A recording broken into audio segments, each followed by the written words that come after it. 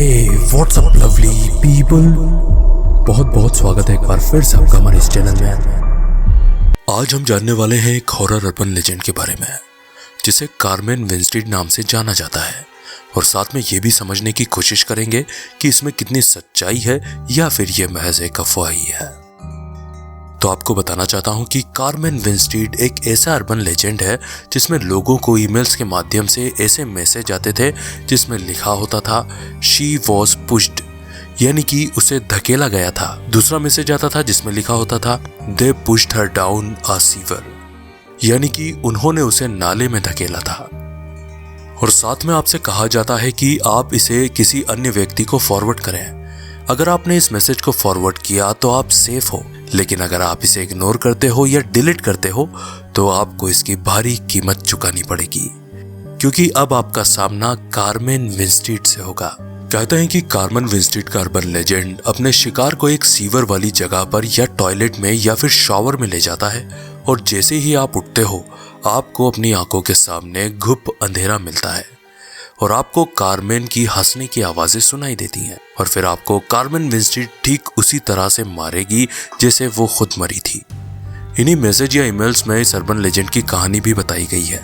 ये लेजेंड एक सच है या हॉक्स यानी कि झूठ, इसकी जानकारी आपको इस वीडियो के अंत में मिलेगी, तो वीडियो को अंत तक जरूर देखें।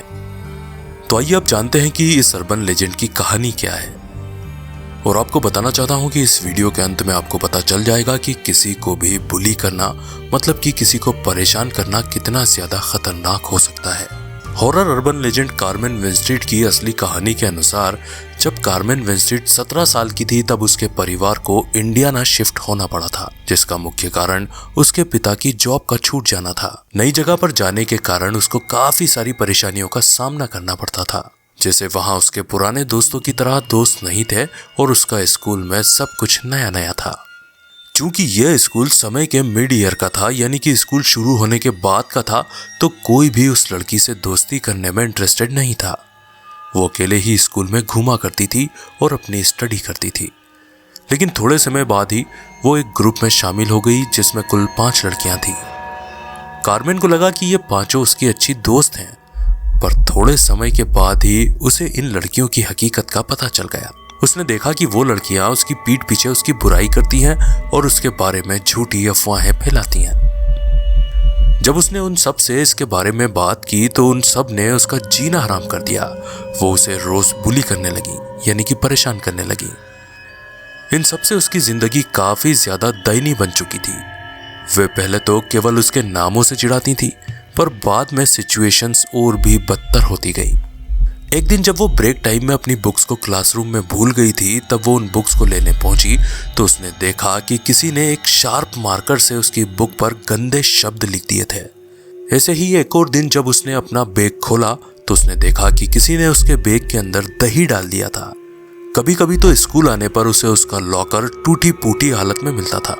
हद तो तब हो गई जब रेसेस के दौरान उन लड़कियों ने उसके कोट के जेब में कुत्ते के मल को डाल दिया था। पर अब उसने डिसाइड कर लिया था कि वो उस शाम स्कूल खत्म होने के बाद अपने ऊपर होने वाली इस बुली के बारे में अपने टीचर्स से शिकायत करेगी।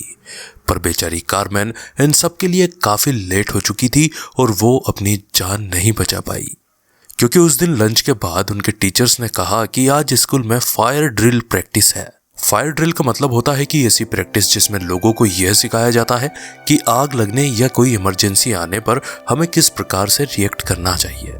फायर ड्रिल के लिए अलार्म बजने पर सभी बच्चे क्लासरूम से बाहर जाकर यार्ड में इकट्ठे हो गए। जैसे जैसे टीचर्स उन बच्चों को उनके नाम से बुला रहे थे तो उन शरारती लड़कियों ने सोचा कि यह सही समय है कार्मेन को सभी के सामने इंसल्ट करने का।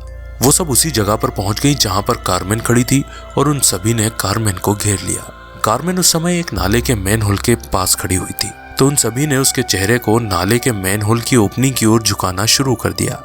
वो जब उसे धकेल रही थी तब वो फिसलकर सीवर के मेन होल में नीचे जा गिरी, और गिरता हुआ देखकर सभी लड़कियां हंसने लगीं। और जब कार्मेन का नाम पुकारा गया तो वो लड़कियां चिल्लाने लगी कि वह सीवर में गिर गई है। सभी हंस रहे थे, पर जब टीचर्स आकर देखने लगे तो उन्होंने देखा कि उसका शरीर सीवर के नीचे पड़ा था। सबने हंसना बंद कर दिया। उसका सर मुड़ चुका था और उसका चेहरा खून से सना हुआ था। सबसे बुरी बात यह थी कि वो बिल्कुल भी हिल-डुल नहीं रही थी। दरअसल कारमेन मर चुकी थी। जब पुलिस आई तो उन्होंने सीवर के अंदर जाकर देखा कि कारमेन की गर्दन टूट चुकी थी और उसका चेहरा फट चुका था। जब वो नीचे गिरी होगी तो लेडर से टकराने के कारण ऐसा हुआ होगा, और जब उसका सर नीचे कंक्रीट से टकराया होगा तो उसकी गर्दन मुड़ गई होगी। यही कारण था उसकी मौत का।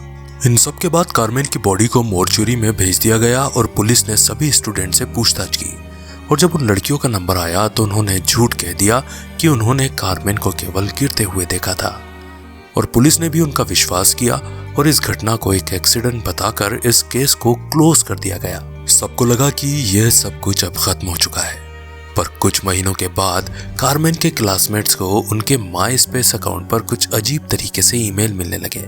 उन ईमेल्स का टाइटल होता था दे पुश्ड मी, और यह दावा किया जाता था कि वो गिरी नहीं थी बल्कि उसे धक्का दिया गया था। उस ईमेल में यह भी लिखा होता था कि जो भी गुनहगार है वो तुरंत अपना गुनाह कबूल कर ले, वरना अंजाम बहुत बुरा होगा।